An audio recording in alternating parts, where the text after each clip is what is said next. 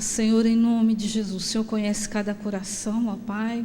Nós nos apresentamos diante de Ti, porque nós queremos o alimento que vem do céu, vem da Tua parte. Meu Deus, em nome de Jesus, fala conosco, me ajuda a transmitir aquilo que o Senhor colocou no coração, meu Deus. Essa palavra, este alimento para este povo, dá a porção de cada um, Senhor, nesta noite, em nome de Jesus, Pai. Tira toda a distração, todo o sono, tudo aquilo que vem atrapalhar, vem impedir as vidas de receberem a Tua palavra. Nós repreendemos agora em nome de Jesus. Declaramos que o Senhor é o Senhor deste lugar. Declaramos que das nossas vidas Tu és o Senhor, Pai. Toma o controle e o comando de todas as coisas. Em nome de Jesus. Amém. Amém, queridos? A gente fica no temor e no tremor, né, de Deus. E como sempre, a gente fica, meu Deus, o que eu vou falar, né? Que nem a Rebequinha, a netinha da tia Eliana, eu vou contar. Ela mandou um vídeo para a tia e falou, vovó, não sei o quê. Aí ela falou, o que eu vou falar? E eu estou assim, Senhor, o que eu vou falar? Mas aí estava, é bom que essa novela, o Rick e o Lázaro, né? Eu estava assistindo e ali Deus pôde falar comigo, né? Eu pude chorar na presença do Senhor. E eu quero falar sobre isso, sobre a história de Israel, um livro histórico. Eu gosto muito de história, né? Eu sou fascinada por história. E aí eu quero falar sobre a história de Israel, do cativeiro, e me adeter no livro de Esdras, né? Que é um livro histórico. Então eu sou apaixonada por isso. Eu gostaria que você abrisse a sua Bíblia no livro de Esdras. Esdras, capítulo 1. Né, nós vamos ler os versos e nós vamos comentar sobre o propósito, qual Deus chamou Esdras, para que finalidade, né? Deus levantou esse homem, sacerdote, um escriba, com qual finalidade, né? Então nós vamos ler Esdras capítulo 1. Diz assim, Esdras capítulo 1, verso 1. No primeiro ano de Ciro, rei da Pérsia, para que se cumprisse a palavra do Senhor, por boca de Jeremias, despertou o Senhor o espírito de Ciro, rei da Pérsia, o qual fez passar um pregão por todo o seu reino, como também por escrito, dizendo: assim diz Ciro, rei da Pérsia, o Senhor Deus dos céus me deu todos os reinos da terra, me encarregou de lhe edificar uma casa em Jerusalém de Judá. Amém? Então vamos segurar até aí. Então é bom que nós estamos vendo a história de Israel. Então dá para você entender bem o que é isso. O povo estava cativo em Babilônia e Jeremias havia profetizado que por causa da rebeldia do povo, né, porque Israel, o povo separado por Deus, ele tinha um propósito e uma finalidade, era de manifestar a glória de Deus. Queridos, você tem um propósito e uma finalidade nessa terra, neste mundo, é de manifestar a glória de Deus, para que através da sua vida os milagres de Deus ocorram e as pessoas possam ver, né? Você não está aqui porque você quis ou escolha própria estar nessa igreja, sentado nessa cadeira, mas porque Deus te escolheu. Amém? Em João diz, a palavra diz: não foste vós que me escolheste, mas eu vos escolhi e vos nomeeis. Que nome foi esse que o Senhor te deu? O nome de filho de Deus. Você faz parte da família de Deus, e não só para você ter o nome da família, mas para que você vá e dê fruto. E que frutos são esses? São frutos de arrependimento, fruto de uma vida com Deus, fruto de uma conversão, em nome de Jesus. E esse fruto tem que permanecer, né? Ele tem que permanecer, e você tem que frutificar, né? E não sei porque eu estou falando isso, porque isso aqui não estava dentro do meu texto, né? Mas, querido, esse povo que Deus separou, esse povo se afastou do Senhor. E aí Deus profetizou pela vida de profeta Jeremias. Deixa marcado aqui em Esdras, vamos voltar lá, vamos até o livro de Jeremias, mas fique aqui no texto de Esdras, porque nós vamos voltar para aquele texto novamente. Jeremias, só para embasar o que eu estou falando, Jeremias capítulo 25, verso 11, Deus usou o profeta Jeremias, alertando o povo da sua escravidão, Jeremias capítulo 25, verso 11 e 12. Deixa eu pegar só minha aguinha aqui.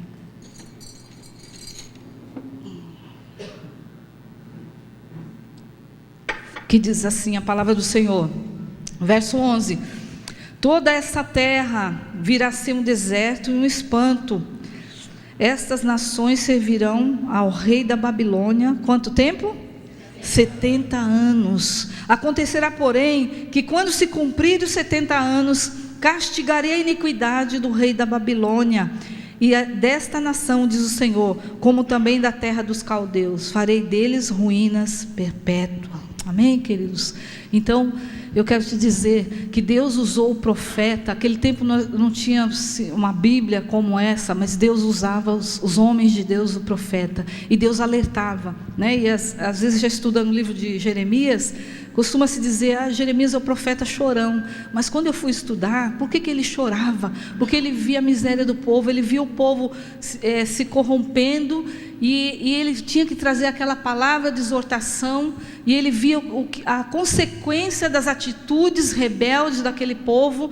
Então Jeremias, né, acho que compungia dentro de si, né, ele sofria por causa disso, e Deus usou a boca dele, falando, olha, vocês vão cativo, vão ficar por 70 anos, e cumpridos 70 anos, Deus ia tirar.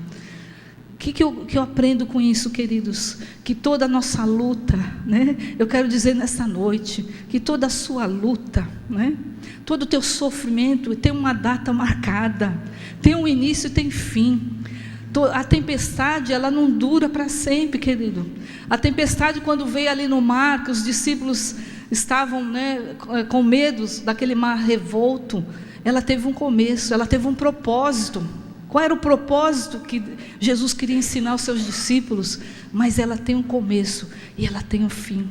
Então eu aprendo com isso, que Deus determina na nossa vida, né? Como pôde falar hoje de manhã, né, a pastora Eliana, falar do inimigo. Ele pode até querer, né, tentar na sua vida, querer te, mas a palavra de Deus é muito certa. Agindo eu, quem vai impedir? Se Deus determina alguma coisa na sua vida, não é diabo, não é ninguém que vai impedir o propósito que Deus tem para a sua vida.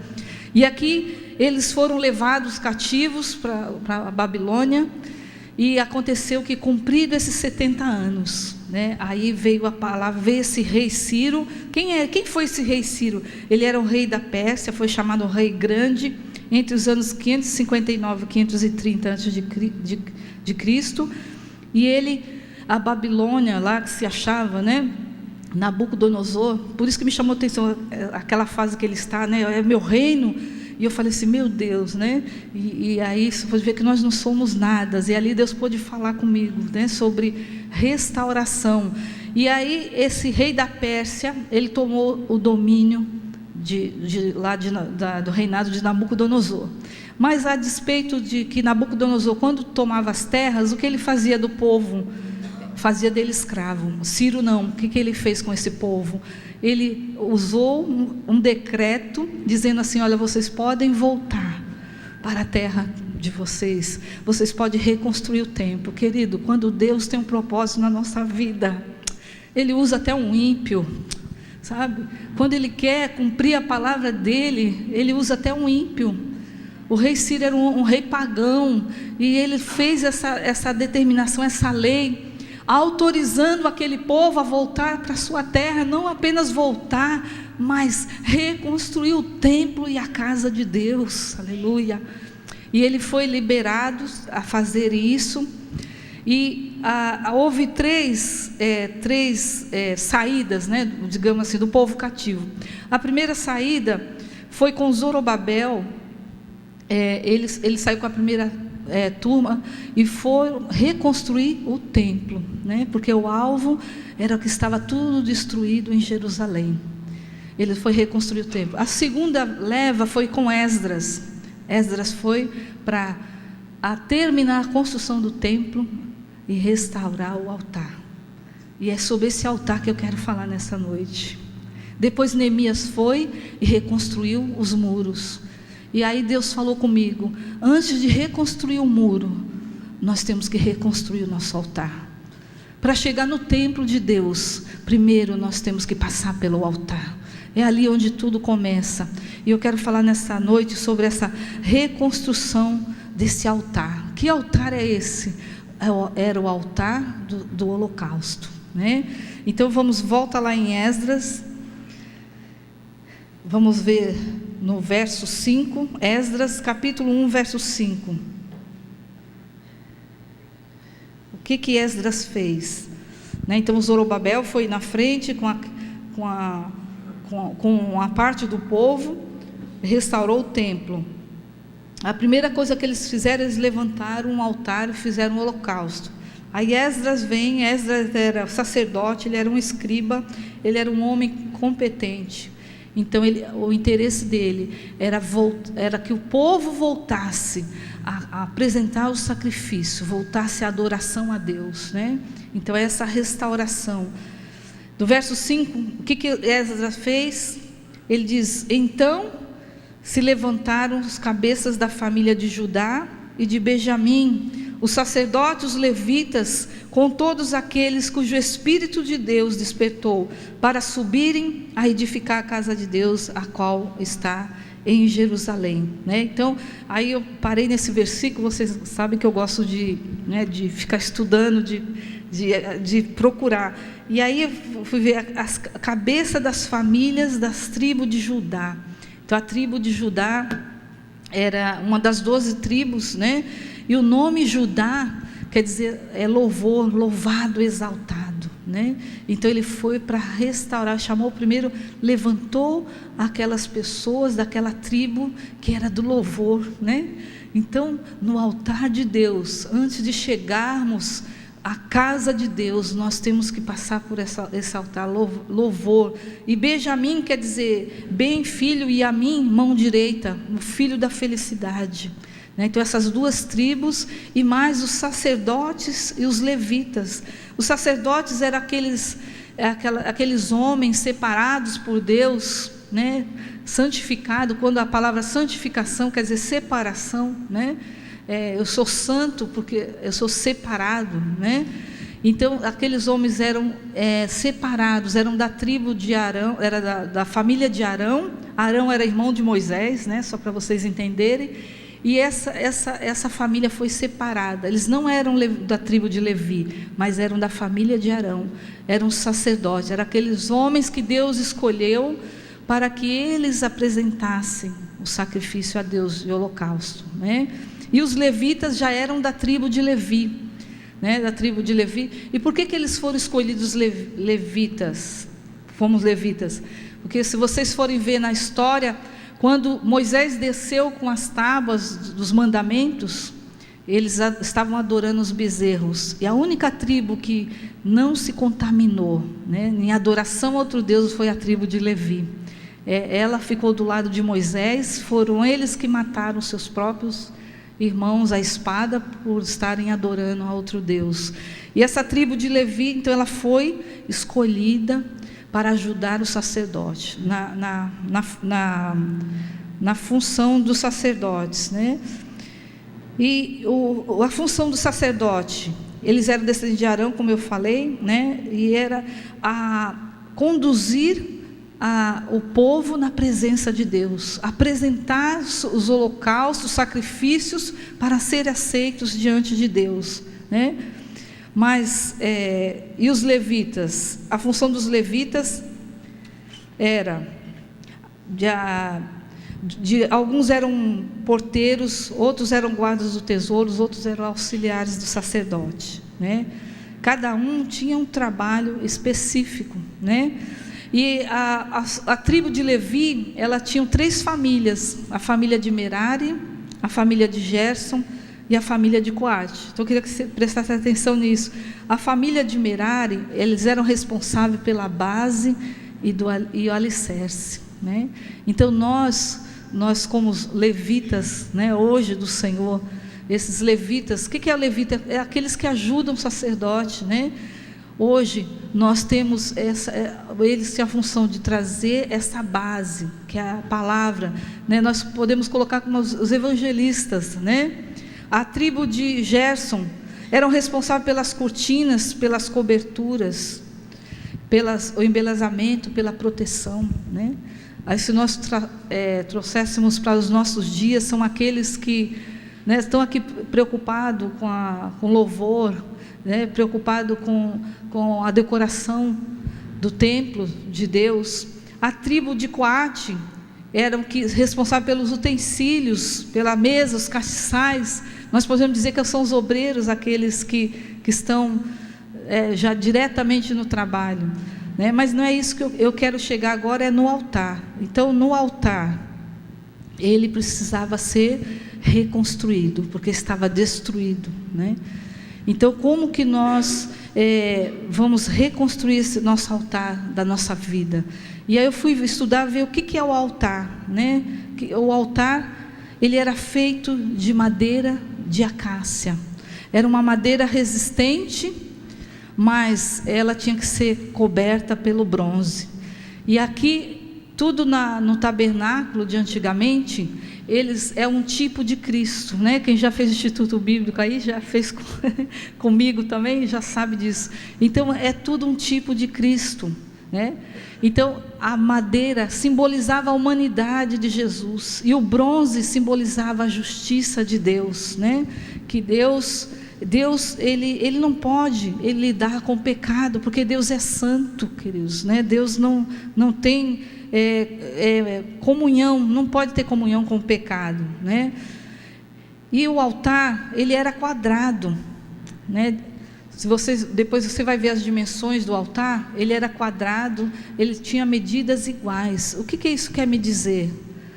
Porque os tamanhos são iguais. O altar quer dizer que ali era apresentado o pecado. A pessoa vinha com o seu animalzinho para ser sacrificado.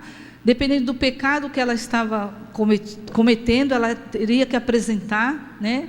E o sacerdote que matava e fazia aquele ritual. Mas diz assim que ele era quadrado, ele tinha os lados iguais. Aí eu fui ver por que ele tinha os lados iguais. Porque diante de Deus, todos nós somos iguais, todos nós somos pecadores, amém? Vamos ver lá em Romanos 3, 23. Vamos abrir.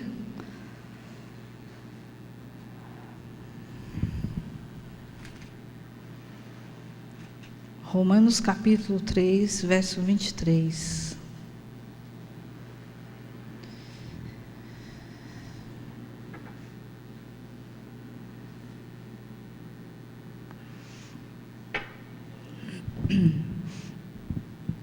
Romanos 3, capítulo 23, diz: pois todos pecaram e carecem da glória de Deus. Então, diante de Deus, todos nós somos pecadores, né? Todos nós, Deus, quando olha para nós, para a humanidade, Ele nos vê como pecadores. Mas, para sermos aceitos diante de Deus, tem que haver o sacrifício, né? Então, o altar, antes de chegar ao templo, o altar, ele era feito antigamente no tabernáculo, do lado de fora. Então, era antes de chegar no templo, né, no lugar santo dos santos, ali onde estava a presença de Deus, simbolizava a presença de Deus. A pessoa tinha que passar pelo altar. Ela tinha que apresentar o seu sacrifício para poder ser aceito diante de Deus, para ter a presença de Deus naquele lugar, né? Ter esse acesso. E hoje nós não precisamos mais, né, desse sacrifício, né? Porque Jesus, Ele foi de uma vez por todas, Ele foi o nosso cordeiro, Ele foi o nosso sacrifício, e o véu que separava, ele foi rompido, né? Vamos ver lá em Hebreus capítulo 9, Hebreus capítulo 9, verso 11 e 12, Hebreus capítulo 9,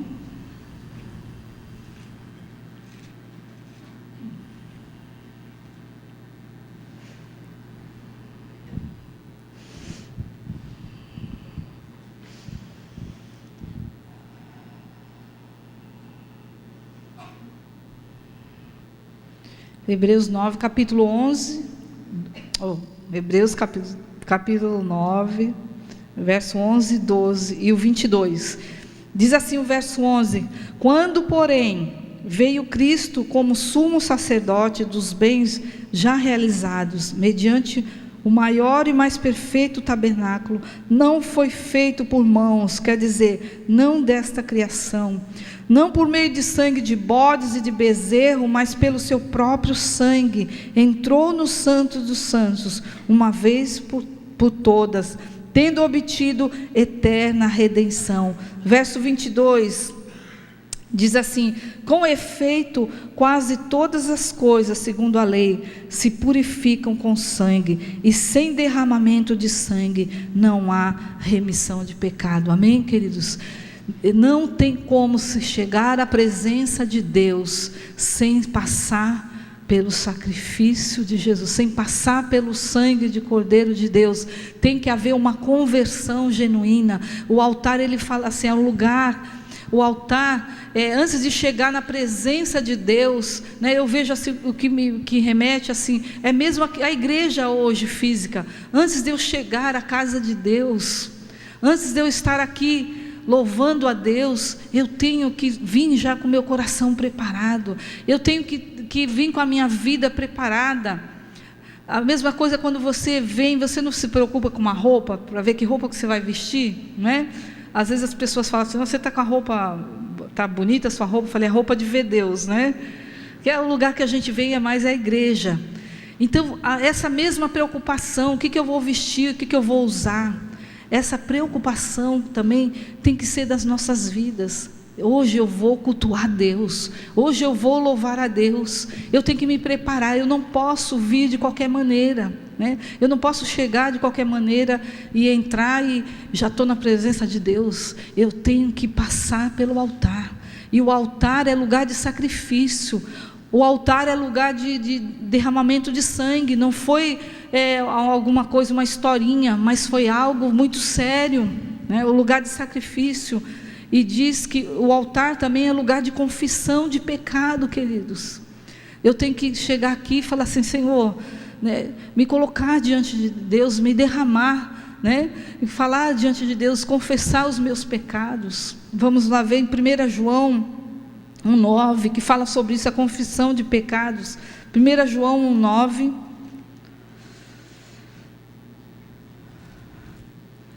Ele fala sobre essa confissão de pecados. 1 João 1,9. Diz assim a palavra do Senhor: se confessarmos os nossos pecados, o que acontece? Ele é fiel e justo para nos perdoar os pecados e nos purificar de toda injustiça, querido. Então nós temos que chegar nesse altar de Deus. Não há como chegar na presença de Deus sem passar pelo altar de sacrifício, de holocausto, sem derramar, né, apresentar as nossas demandas. E diz que se eu confessar, Ele é fiel e justo para me perdoar, né? O que é fiel? Eu sempre falo, o fiel de uma balança. Hoje as balanças não são assim, mas antigamente tinham uns pezinhos, né? Então colocava, o fiel é aquele que vai dar a medida certa, ele não vai pender nem para um lado nem para o outro. Deus é fiel, querido. Deus, ele ama o pecador, mas Ele não ama o pecado, né? Mas diz que se você confessar, Ele é fiel, Ele vai te perdoar. E este sangue de Jesus, Ele vai te purificar de todo o pecado. Mas ali o altar também me leva a pensar que não é só lugar de confissão, não. Acho que foi o Beto que falou isso. Muitos, a pessoa assassino que está na cadeia, eles confessaram o crime, né? Eu achei interessante esse exemplo do Beto, né, Beto? Obrigado, viu, Beto? Né? Então, o homem matou lá, o cara matou, ele confessou, não, eu matei realmente, está preso, mas só foi a confissão, não houve arrependimento. Ele saindo dali, ele vai cometer de novo, né? Porque aquilo está nele, já está nas entranhas dele. Então, o altar também é um lugar que me leva a não só confessar, mas eu tenho que me arrepender. É lugar de arrependimento de pecados, né? O que é arrependimento? É um pesar pelo mal contido, é uma contrição, né? é uma desistência de algo feito, é uma mudança de atitude, queridos. Então eu tenho que passar pelo altar de Deus, antes de chegar na casa de Deus, antes de chegar para louvar a Deus, para levantar as minhas mãos, eu tenho que ter uma mudança de atitude. Eu não posso chegar na presença de Deus de qualquer maneira. Eu não posso, porque foi um preço muito alto. Eu não posso brincar de crente, eu não posso brincar de igreja, porque foi um preço muito alto. E os dias são maus, queridos, os dias são maus. Eu quero te dizer uma coisa: Jesus está voltando. Jesus está voltando, queridos. Jesus está voltando. E que igreja Ele vai encontrar quando voltar? Quando eu estou falando isso para você, eu estou falando para mim, né? Porque primeiro, quando a gente estuda, Deus fala primeiro conosco. E eu falo, meu Deus, como que está meu altar? Né? Por causa da nossa vida tão imediatista, tão instantânea. E às vezes nós chegamos na presença de Deus de qualquer maneira, né? Nós corremos, cheguei para o culto, né?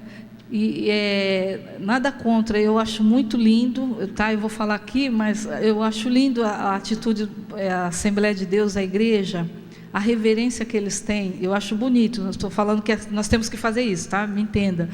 Eles, quando entram na igreja, se ajoelham, tem um momento de oração, porque é uma reverência, está na casa de Deus, é a casa do seu Pai, mas é a casa de Deus. Nós temos que ter reverência na presença do Senhor, nós temos que ter esses rudimentos de novo na nossa vida, essa coisa do princípio. Nós temos que voltar às nossas práticas do primeiro amor. E esse lugar também do altar, lugar de arrependimento. E arrependimento é diferente de remorso, tá? Remorso, ele se ressente. Fiquei com remorso. Mas ele não muda de atitude. Ele volta a praticar. Agora o arrependimento é uma mudança. Há dor no coração, você se ressente, você quer mudança, você, como Paulo, ele dizia, olha, o bem que eu quero, eu não faço, mas o mal está sempre comigo. Mas Paulo lutava, e se Paulo, sendo Paulo, um homem instruído, ele também lutava contra a sua carne, quanto mais eu e você. Nós precisamos a cada dia, queridos, reconstruir o nosso altar. E o que é uma reconstrução? O nome já diz, não é construir, é reconstruir, porque já tem algo construído, já foi algo começado, só que ele foi destruído pela idolatria do povo, destruído pelo inimigo, que os inimigos invadiam e destruíram a casa de Deus, roubaram os utensílios da casa de Deus, quebraram os muros de uma cidade simbolizavam a proteção, o muro simbolizava a segurança. Hoje em dia, né, nós moramos, quanto mais alto o muro, você põe cerca elétrica, você põe câmera, não sei o quê, e mesmo assim os ladrões entram. E naquele tempo a cidade era fortificada, eram muros, né? Ali em Jericó, se nós lembrássemos, Jericó era uma muralha, era uma proteção, eles se achavam inatingível, né? Passava uma carruagem, tanta largura que era o muro, mas foi destruído pela maneira sobrenatural de Deus, né, de agir. Então a reconstrução, o que é uma reconstrução? Então é algo que já está construído, já tem uma base, você só precisa ir ali limpar, e você continuar, dar continuidade. Quando eu quero reconstruir, quando os peritos, né, de relíquias, eles vão reconstruir algum móvel, o que eles vão fazer? Eles vão ali com um pincelzinho, né, detalhes, eles vão para chegar aonde? No original. Eles não vão pôr uma tinta ali de qualquer jeito, vão ficar bonito, vou mudar essa cor. Não, ele tem todo um trabalho, todo um estudo em cima daquilo, para ver as cores, para voltar a ser como era no original. E é essa reconstrução que eu quero falar para você nessa noite, para a minha vida também, que o nosso altar, nosso sacrifício a Deus, né? Hoje nós não queremos pagar mais nenhum sacrifício, não que nós temos que pagar, né? Se fosse nós estávamos fritos, não é? tanto que a gente peca, tantos pecados, eu já não tinha nem animal mais para matar, né? Eu já teria que, sei lá, ser o câmbio negro, né? Então, mas graças a Deus que Jesus, Ele foi esse Cordeiro de Deus, Cordeiro perfeito, de uma vez por todas, diz a palavra de Deus, que Ele foi aceito, Ele entrou no Santo dos Santos, Ele se fez o sumo sacerdote, ao mesmo tempo Ele foi o Cordeiro de Deus. Hoje Ele é o sacerdote, que nos leva às nossas petições, Ele carregou os nossos pecados sobre si, né? O julgamento, Ele teve aquele julgamento, o sangue foi derramado na cruz, né? Esse altar, ele simboliza isso, aquele bronze, a justiça de Deus no pecado da humanidade estava em Jesus. E ele diz que esse véu, queridos, hoje nós temos acesso a Deus.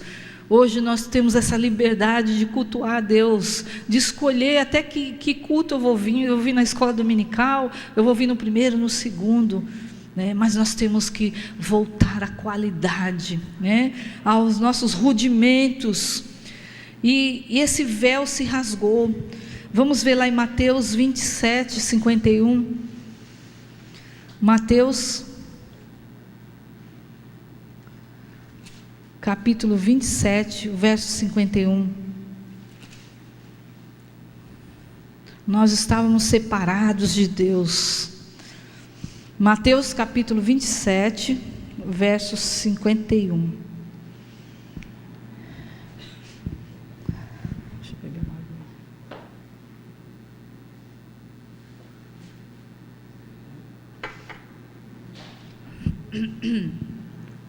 Diz assim a palavra de Deus: eis que o véu do santuário se rasgou em duas partes, de alto a baixo, tremeu a terra e fenderam as rochas. Então no Santo dos Santos havia uma cortina, havia um véu, e esse véu, ele tinha 18 metros de altura, né? Pensa, o que é 18 metros? Nem sei quanto seriam, 18 metros de altura, e 12 centímetros de espessura, era de linho todo retorcido. E diz a palavra de Deus, no momento que Jesus morreu, o Cordeiro de Deus, ele foi aceito como sacrifício, como holocausto perfeito, para perdão dos nossos pecados. Diz a palavra de Deus que o véu se rasgou de alto a baixo. Por que de alto? Porque veio de Deus. Deus rasgou, Deus, a separação que havia entre eu e Deus, através de Jesus foi rasgado. Hoje nós temos acesso à presença de Deus, amém? Hoje nós temos essa liberdade de chegarmos à presença de Deus, mas nós temos que passar pelo altar, né? Sem derramamento de sangue não há remissão. Sem entender esse sacrifício de Jesus na cruz, não há como chegar na presença de Deus. Nós temos que chegar justificados, né? Nós não somos justos, mas somos justificados, porque este sangue, quando Deus olha para a sua vida, querido, Ele olha para você, Ele não vai ver a sua humanidade, o seu pecado, mas Ele vê o sangue de Jesus sobre a sua vida, e aí Ele te trata com misericórdia, né? Então, esse altar, ele ficava no lado de fora, ele ficava no lugar público, todos tinham que passar por ali, todos tinham que ver. Então que a minha vida é a sua vida, as pessoas possam ver, e ver esse comprometimento, essa aliança, esse compromisso com as coisas de Deus, né? E que nós possamos ter mais esse cuidado de chegar na casa de Deus, ter essa reverência, né? Nos apresentarmos a Deus, que haja confissão de pecados na nossa vida, antes de entrarmos na casa de Deus, antes de estarmos na presença de Deus, amém? E o que eu aprendo com tudo isso, né? Tanta informação, e eu estudo tanta coisa, e o que eu aprendo, a conclusão que eu tenho, né? Primeiro, que Deus, Ele cumpre todas as suas promessas, amém? não importa o tempo que passa, não importa o tempo que passou, não importa o tempo que vai passar, mas Deus vai cumprir as promessas na sua vida, queridos.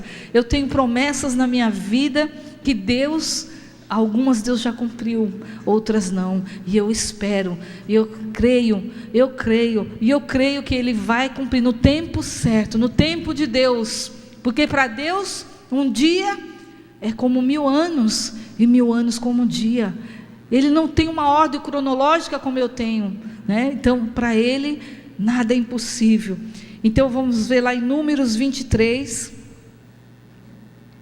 Números 23, 19, fala isso, que Deus, Ele cumpre as suas promessas. Você possa tomar posse dessa palavra, né? Que você possa se apegar. Números capítulo 23, verso 19. Deixa eu achar aqui meu. Números capítulo 23, verso 19.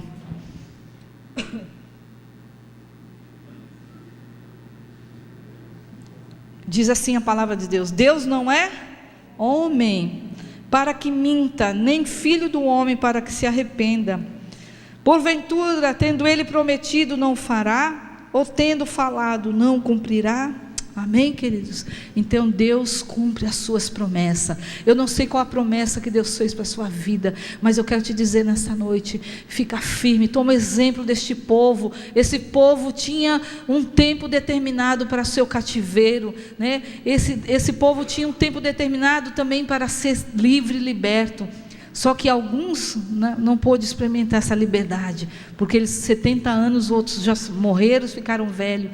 Mas Deus, Ele cumpre todas as suas promessas, não é só algumas, mas é todas, porque nosso Deus, Ele não mente, né? Aquilo que Ele fala, Ele faz, querido, né? E que Deus que possa tomar isso na sua vida. Segunda coisa que eu vejo, como instrumento de Deus, você, não importa qual a sua função aqui na igreja, não importa se você é do louvor, se você é atalaia, se você é do berçário, não importa, né? Para Deus isso não é importante. O que é importante é que eu devo permanecer separado. Eu tenho que levar isso que Deus deu nas minhas mãos, os talentos, porque Deus, Ele distribui talentos para cada um.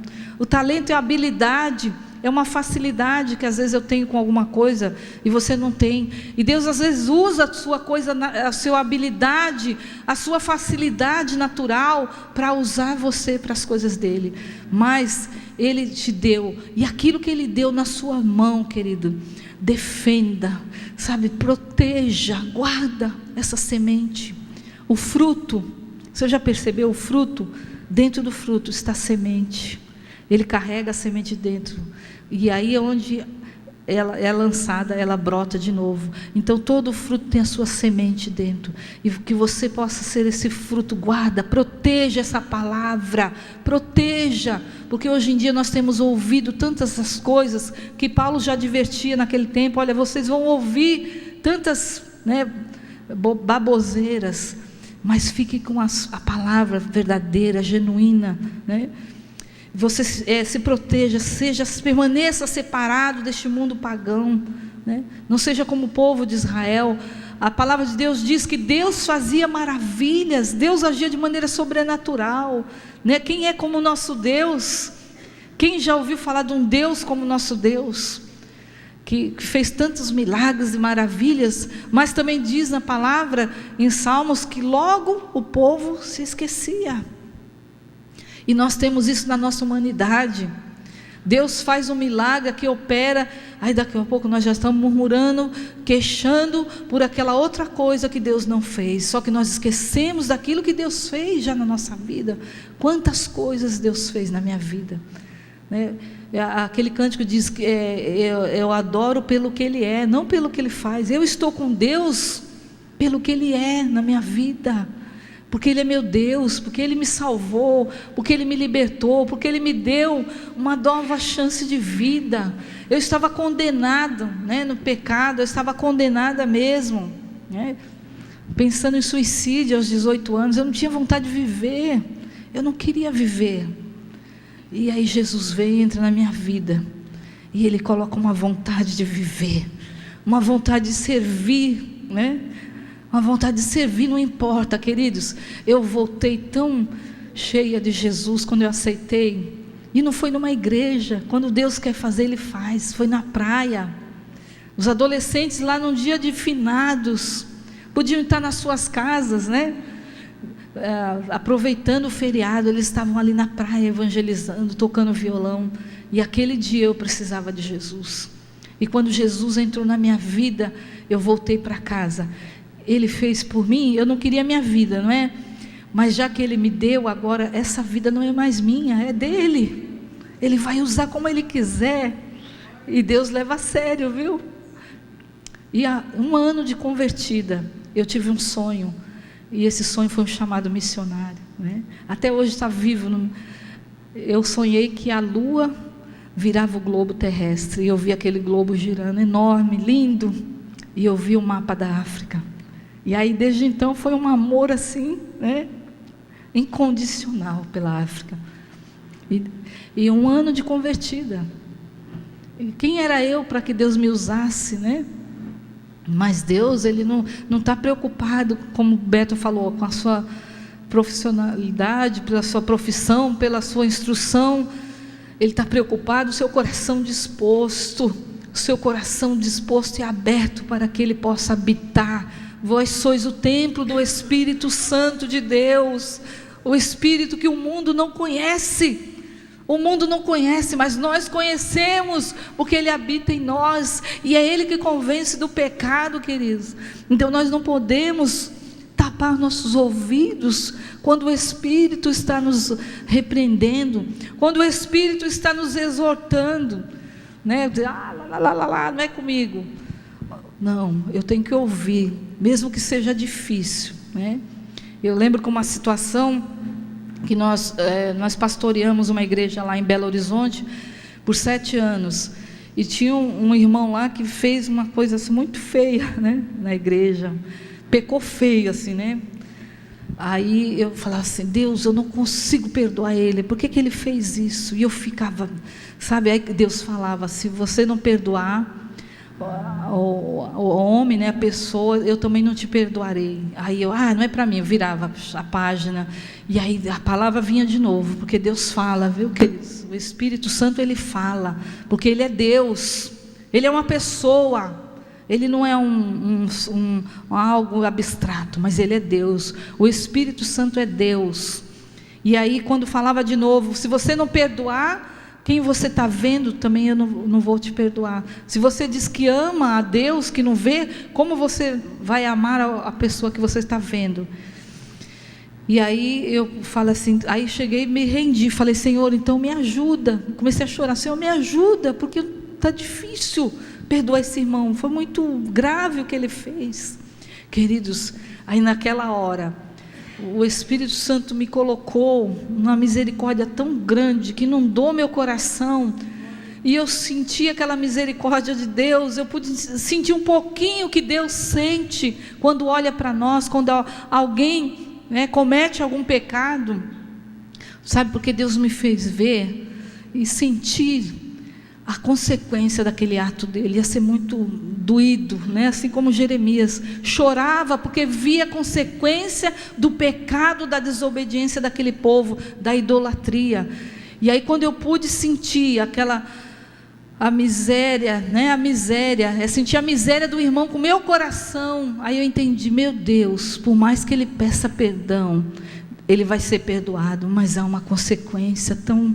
E realmente, queridos, foi uma consequência tão feia, né? Até hoje eu acho que ele está vivendo essa consequência ruim. Então, queridos, a Bíblia diz que eu tenho que ser separado. Em 1 Pedro, verso 1,16, Pedro fala isso: eu tenho que ser separado deste mundo. Eu estou no mundo, eu tenho que pegar só o que preciso, e eu tenho que voltar para Deus. 1 Pedro 1,16. Deixa eu achar aqui no meu.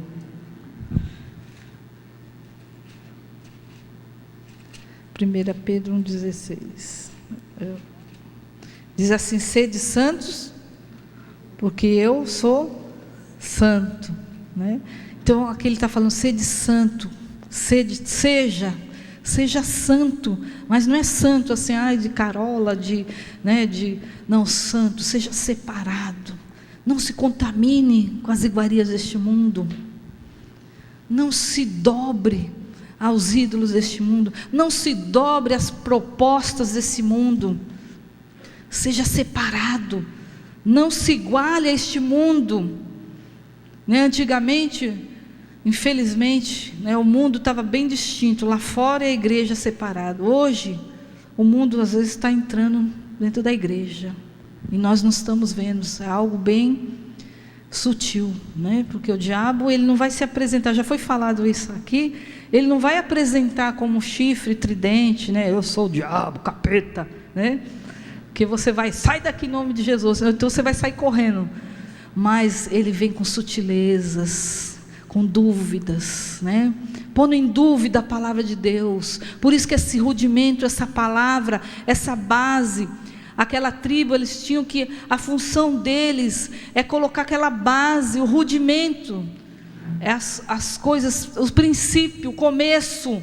O que foi que você recebeu do Senhor? Essa palavra simples, é isso, não tem que inventar mais. Jesus morreu na cruz, ressuscitou, e Ele me perdoa do meu pecado e me leva para o céu. Essa é a base. Então fica nesse princípio, né? Como a águia, eu gosto de ilustrar falando da águia, que eu acho tremendo. A águia, ela vive solitária, ela não vive em bando, ela vive lá nas alturas. Ela põe o seu ninho na rocha, e ela tem uma visão extraordinária. Então quando ela está com fome, buscando alimento, ela olha o alimento lá do alto, ela busca, mas ela volta para a posição dela. E assim é você tem que viver neste mundo, nós temos que comer, nós temos que nos vestir, nós temos que trabalhar, mas pegue deste mundo só o que te é necessário para a tua sobrevivência, e seja luz, seja santo, seja separado, seja escolhido de Deus, mas volte para a tua posição, volte para a tua postura, volte para o propósito que Deus te colocou. Deus te colocou como luz, você tem que brilhar nas trevas, te colocou como sal, para você dar o tempero, o sabor na vida das pessoas, né? E eu tenho que tornar, como eu falei, as primeiras práticas, os rudimentos, fundamentos da fé, né? A estrutura inicial, vamos ver lá em Colossenses 2, capítulo 2, verso 8 e 20. Colossenses, capítulo 2,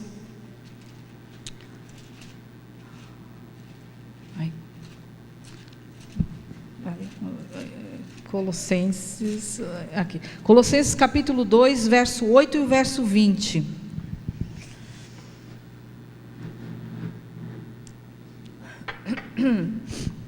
O verso 8 diz assim a palavra do Senhor: cuidado que ninguém vos venha a enredar com a sua filosofia e vãs sutilezas, conforme a tradição dos homens, conforme os rudimentos do mundo, e não segundo Cristo.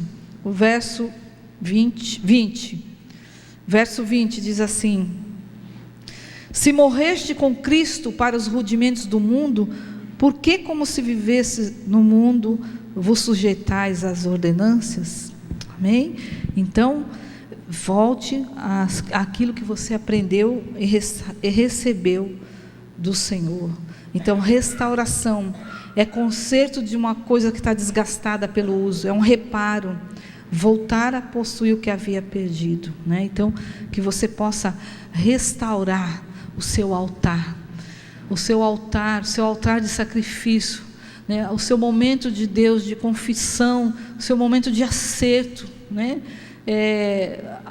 Que o pecado, ela como a lepra, se você vai se permitindo, vai chegar um momento que você não sente mais nada, você já, não vou nem pedir perdão, não, eu não vou pedir não, porque é ele que errou, então eu não preciso. E se nós não voltarmos a essa prática, né, nós vamos nos enredando por as sutilezas, né? Não precisa pedir perdão. Então nós temos que voltar às práticas, os rudimentos, as bases, o princípio que Deus nos deixou, né? Amar o nosso próximo, Tem um próximo que é mais difícil de amar, não é? Eu sei, mas peça a Deus, né? Peça a Deus. Tem uns que é mais fácil, tem outros que não, mas peça a Deus. Deus, Ele vai te dar, amém? Então era isso que eu queria passar para você. Eu queria que nós cantássemos um cântico. Beto, o meu amigo Beto, eu já deixei assim acertado. Queridos, que o seu altar, somente antes de entrar na presença de Deus, tem que haver expiação e purificação, amém? Sem altar nós não podemos entrar na presença de Deus. Sem o sacrifício de Jesus não temos como entrar na presença de Deus. Em nome de Jesus, feche os teus olhos. Vamos louvar ao Senhor com esse cântico. Que você possa se entregar a Deus neste momento. Se derrame na presença de Deus. Esse é o lugar, este é o momento. Não é de ficar preocupado com o vizinho, com quem está me olhando. Eu sou homem, eu não choro. Aleluia, aleluia. Aqui você está na casa do Pai. Aqui você está no Santo dos Santos, porque foi conquistado este lugar para você, querido. Não saia da presença do Senhor. Não abandone os rudimentos da fé. Fique firme, firme nas promessas. Aqui, em nome de Jesus. outra vez, diante de ti, abro meu coração, meu clamor. Tu escutas e fazes cair as barreiras em mim. És fiel, Senhor, e dizes palavras de amor e esperança sem fim. Ao sentir o teu toque, por tua bondade libertas meu ser no refúgio da tua paz.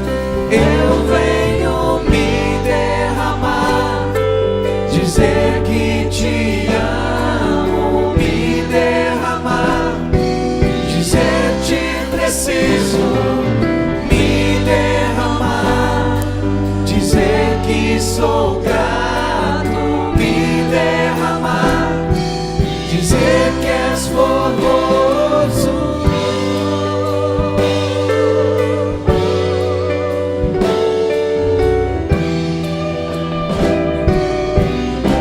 Mais uma vez, Eis-me aqui, na presença do Senhor. Fala, Senhor, eu estou aqui. outra vez, Senhor, eu estou aqui, meu Deus. diante Visita de minha vida, ti, Senhor. abro meu coração, meu clamor. Tu escutas e fazes cair as barreiras em mim. És fiel, Senhor, e dizes palavras de amor e esperança sem fim. Ao sentir o teu toque, por tua bondade libertas meu ser no refúgio da tua paz. Eu venho me derramar, dizer que te amo, me derramar, dizer te preciso, me derramar, dizer que sou grato, me derramar, dizer que és formoso, me derramar, dizer que te amo, me derramar, dizer te preciso, me derramar, dizer que sou grato, me derramar, dizer que és formoso. Aleluia. Feche os teus olhos. Feche os teus olhos. Feche os teus olhos. Pai, em nome de Jesus, nós nos colocamos diante de Ti, Senhor. Meu Deus, em nome de Jesus, que o Senhor venha sobre as nossas vidas nesta hora. Nós queremos restaurar. Se alguém aqui com seu altar que está, Senhor, destruído, as práticas de louvor, de adoração ao Senhor, meu Deus, em nome de Jesus, todo desânimo sai dessa vida agora, em nome de Jesus. Seja reconstruído o altar da sua vida, que novamente brota os louvores nos seus lábios, que novamente brota o desejo de adoração ao Deus vivo. Em nome de Jesus, Senhor, restaura a vida, coloca o amor do princípio, o desejo de estar na tua presença. Que haja confissão de pecado, Senhor, que haja arrependimento, Senhor, que haja conversão, mudança de atitude, mudança de direção. Nós queremos estar na tua presença, levantar mãos puras, justificadas pelo sangue do Cordeiro. Em nome de Jesus, entregamos diante do Senhor. Muito obrigado por esta palavra de exortação. Te louvamos e te agradecemos, em nome de Jesus, em nome de Jesus.